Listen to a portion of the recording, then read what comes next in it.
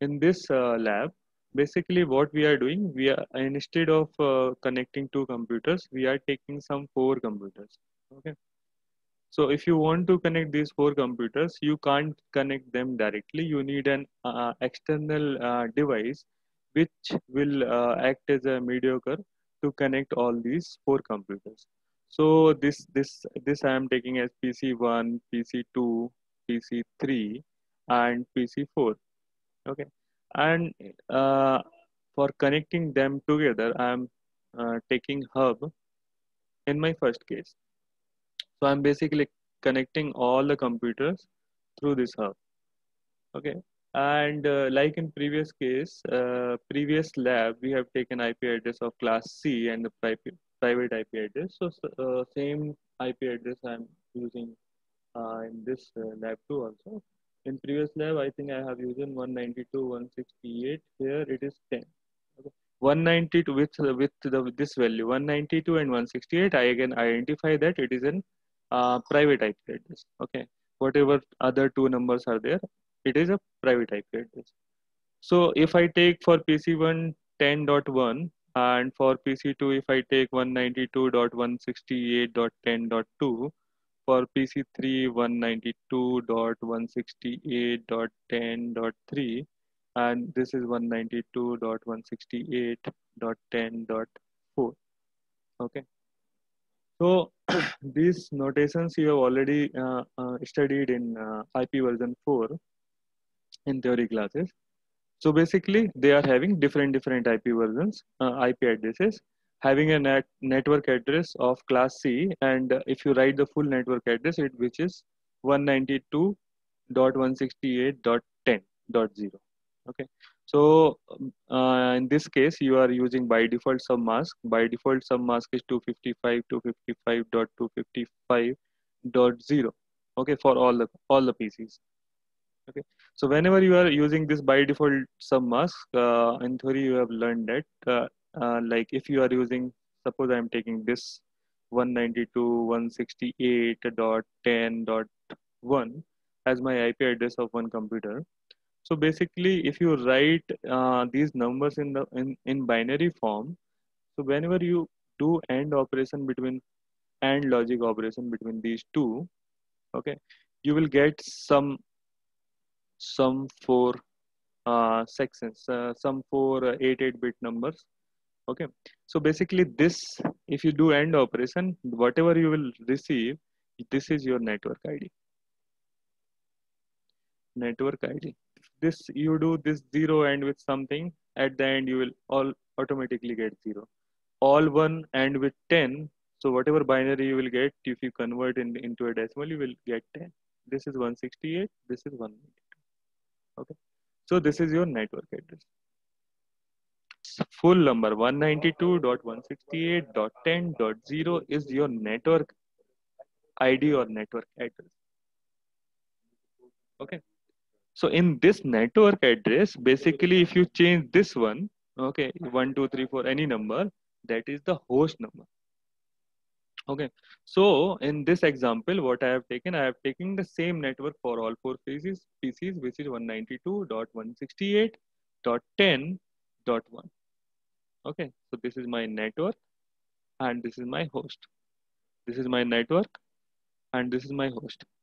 This is my network and host. This is my network and my host. We are going to design this system. MAC address of all these PCs are by default fixed by manufacturer. But in this Cisco packet tracer for analysis, like MAC, if I take MAC address like some random numbers for all the PCs, which is by default fixed, whenever you are analyzing all the algorithms, all the things, it's very difficult to analyze all those things.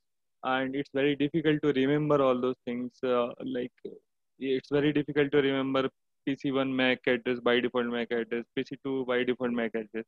So for better understanding, what I will do, I will fix some MAC address for all the computers so that whenever they run some algorithm, by seeing that algorithm, like PDUs, I can identify like how they are identifying each other and how they are communicating with each other.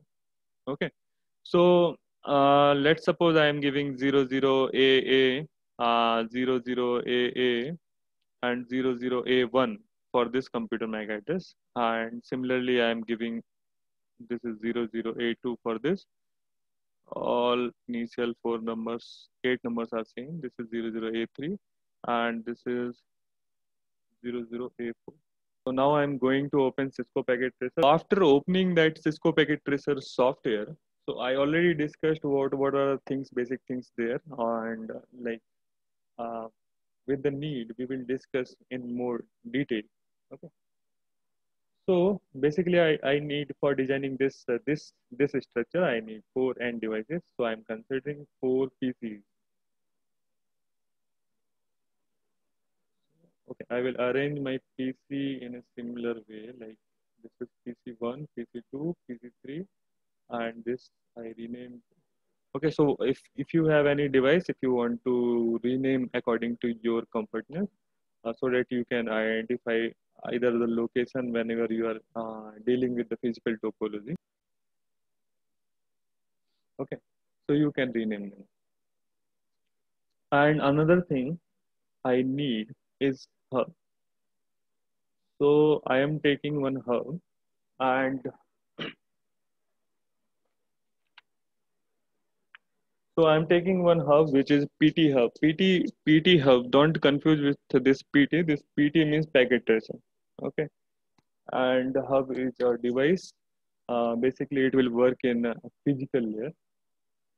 Okay, so for connection, I already told you, like you can do connection in two ways. One is connect it automatically, but I prefer you don't connect all the things automatically. Okay, you go with a type of wire or type of cabling media, whatever required, and take that one. Okay. So in this case, I'm taking straight through cable, and when I'm connecting all the things manually, I need to select where I want to connect all those media. Okay. So I'm connecting at fast Ethernet 0, and here I am connecting at fast Ethernet 0. You need to connect all the things in fast Ethernet cable. Okay. Later on, we will see giga, gigabit cables also. So in this case, basically, I need to define IP addresses and MAC addresses for all the computers. So I'm going to PC number one. Okay. After going to PC number one, there are two ways for defining IP addresses. Okay. One thing, you go to desktop and go to IP configuration and define your IP, or you go to your configuration fast Ethernet and here you can define your IP. Okay. Both the things are same. If I define my IP address here, which is 192.168.10.1 for PC1, by default my subnet mask is 255.255.255.0. Okay, and then if I go here in fast Ethernet section, I can see whatever I have written there. Okay, that same thing is like implementing, and I'm changing this default MAC address, which is I'm changing it to 00AA dot 00AA dot 00A1 for first computer. Okay, in the same manner, I'm going to like second computer, and I'm defining all the things,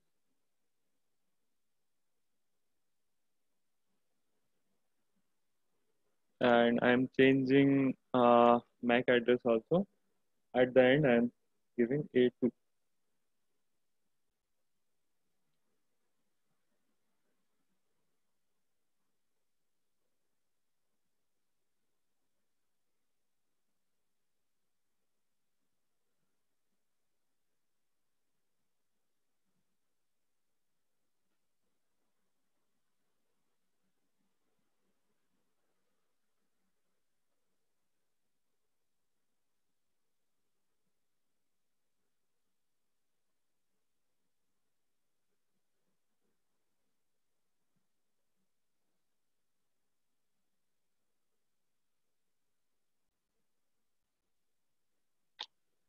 Okay, so now what I have done, I have defined IP address and MAC address according to this criteria. Okay.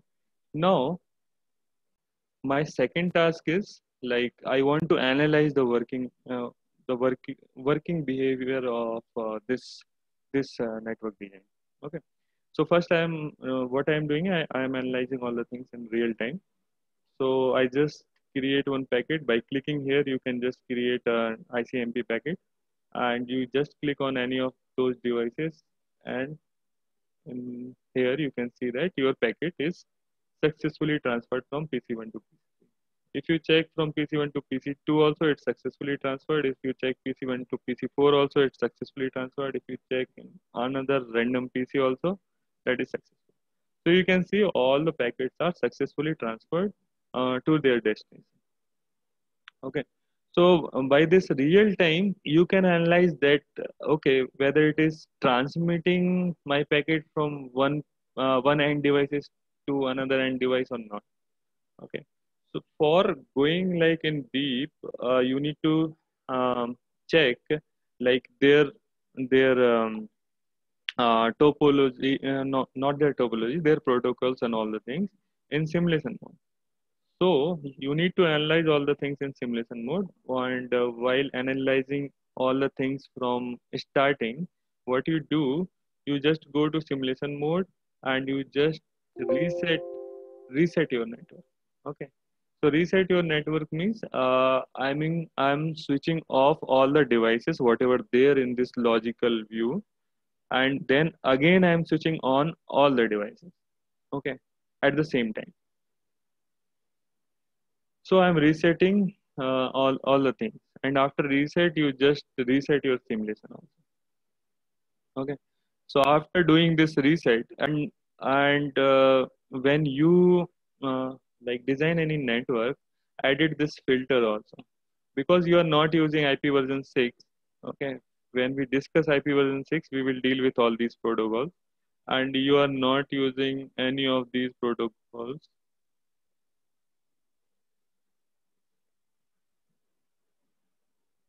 Okay, these protocols we will learn one by one. In today's lab, we are learning mainly ARP, and we will see the introduction part of STP protocol. So there is one STP, and I in IP version 4, I ticked on all the protocols because I am using IP version 4. If I am using all the, IP version 4, uh, whatever protocols it will follow, I need to take consider of all those things. Okay. So now I will just okay. I will just do the simulation, a step by step simulation of this thing. Okay. So if you don't send any packet from like one end device to another end device, if you click next also, your system will not react. Okay. Your network will not. But like, and you can check. You need to check like two things. One is ARP table of all the computers, that is ARP-A. So you can see there is no ARP on this PC1. Okay, no ARP table. And second, IP config slash all. Okay, with this IP config slash all, you can verify, okay, whatever IP addresses and MAC addresses you have assigned to PC1, is that there or not. Okay, so I can identify that physical address is 00AA00AA00A1 for PC1, and my IP address is 192.168.10.1. Okay, so I know these things, and I basically, if you analyze ARP for all the computers, ARP that's A, so you can find out that there is no ARP table in any of these computers. Now, what I will do, I will send one packet from PC1 to PC3. Okay. So what it will do, because PC1 knows the destination IP address. PC1 knows itself like source IP address. PC1 knows itself MAC address, but PC1 need to know destination MAC address also. Okay. So before sending that packet I am sending in ICMP. Okay. And before sending that ICMP, it will generate an ARP. ARP. Okay, ARP is Address Resolution Protocol. In the theory class also, you have learned this ARP. So in this, we will visualize um, what's the need or what's the like necessity for of this ARP. Okay, with the implementation of hub also and with the implementation of switch also. Without this ARP, you can't be able to communicate. Okay, so it will create one ARP. Okay, and this ARP, if you check, for checking it, I told you need to go to its PDO section. Outbound PDO means it's releasing. PC1 is releasing. You can see from here that it's having a source MAC address, source IP address, target IP address, but destination MAC address is like in the FFFFF all F mode. Whenever this is in all F, this is MAC address. Whenever destination MAC address is all F, means it's that thing, that PDU is in broadcast mode. Okay, whether that PDU is there in ARP or whether that PDU is there in STP or whether that PDU is there in any protocol. Okay, if it is all FF, means it's in broadcasting mode, and whenever it's in broadcasting mode, whenever it reaches to any of your device, it will create replica of that one, and it will send that packet to every part of the network. Okay, so when I click this next, you can see like your time is not running because you are in simulation mode. So when you run this, in your first step, it will reach to hub. Okay, and your hub will not change anything in this hub. Okay, inbound, this is what your hub is receiving, this is what your hub is releasing. Okay, there is no difference if you compare these two things. Okay, compare,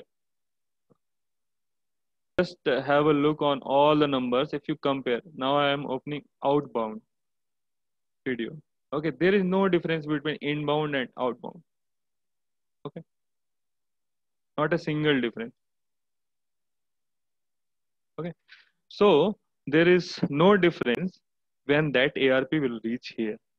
Okay, and this hub will just replicate it, and this replication is like this is a hub, so replication is a property of hub also.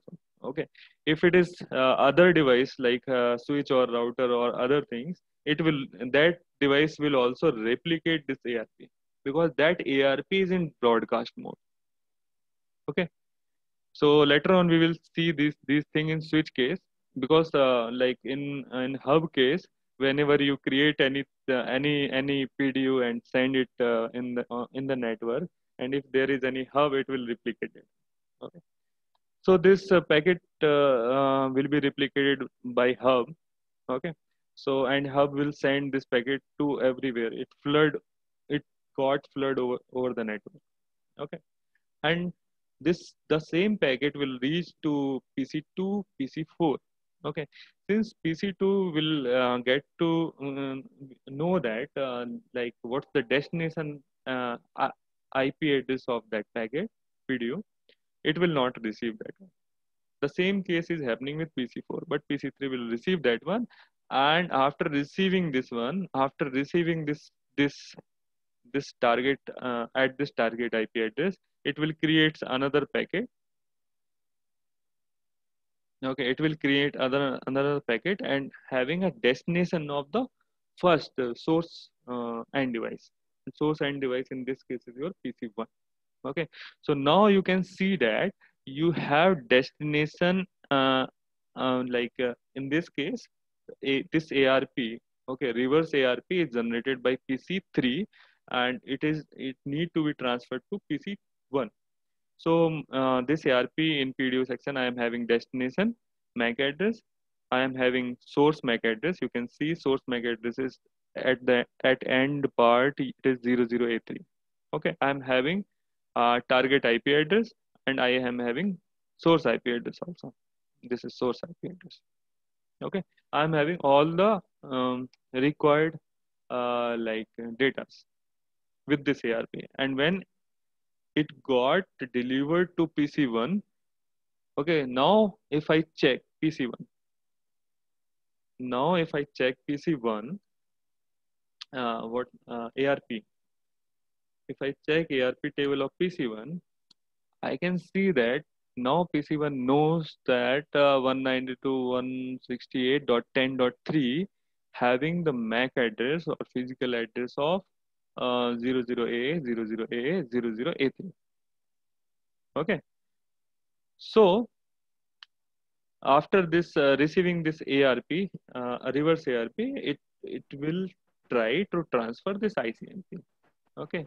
So this ICMP will transfer to this hub. This ICMP packet will be transferred from PC1 to hub on this first step, and you have all source and destination MAC addresses and IP addresses. All okay. This is IP address, source and destination IP address, and it will get transferred since this replication is the property of this hub.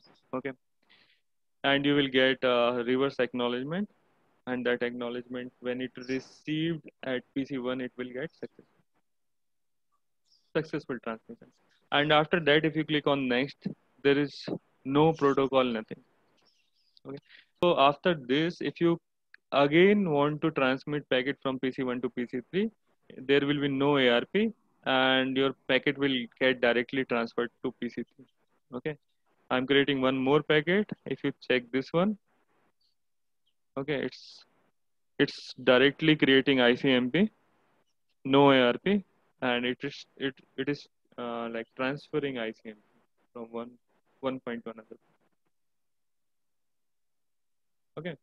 So now, like PC1 having all the details of PC3, and PC3 is also having all the details of PC1. Okay, PC3, and this is PC3. Okay, this is PC3 having all the details of PC1. Okay, so if I check the ARP table for PC4, I can see there is no ARP for PC4, no ARP table. This is because I haven't sent any packet from PC4 or to PC4. Okay, if I send one packet from PC1 to PC4, again it will create one ARP for identifying where is what is the MAC address for PC4. PC1 will identify what is the MAC address for PC4, and meanwhile during that process of identifying through ARP, PC4 will get to know that what is the MAC address and IP address of PC1.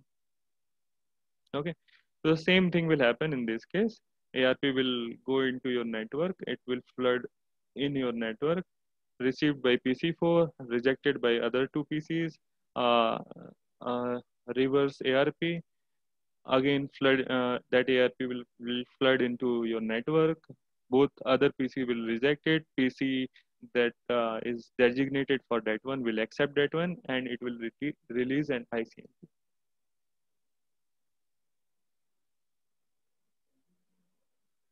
Okay. So here you can see whenever you are sending anything to that hub is creating a replica of that.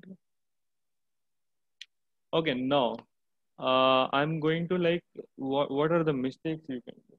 The first mistake you can do is like whenever you are connecting a few computers together in a LAN system. Suppose if I am changing this PC2 from to some other network, okay. For changing it to another network, I can change this number 192 also, 168 also, and this 10 also. Okay. So if I take 15 in place of 10,